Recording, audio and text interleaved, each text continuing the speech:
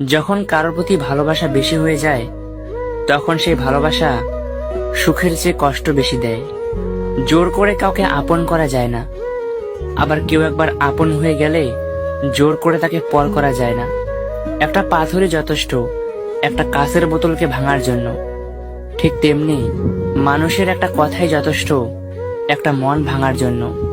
কিছু স্বপ্ন যা কখনো সত্যি হয় না, কিছু আশা যা কখনো পূরণ হয় না, কিছু কথা যা কখনো বলা যায় না, কিছু মুহূর্ত যা কখনো ভোলা যায় না।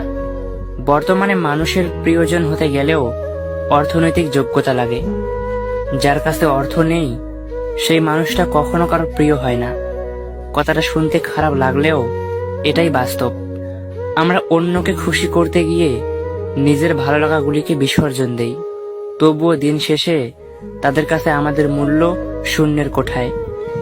যোগ্যতার চেয়ে বেশি কিছু পেয়ে গেলে মানুষের ব্যবহার পশুর মতো হয়ে যায়। পাশে দাঁড়িয়ে ভরসা দেওয়ার লোক নেই, সামনে দাঁড়িয়ে পথ দেখানোর লোক নেই, কিন্তু পিছনে দাঁড়িয়ে সমালোচনা করার অনেক লোক।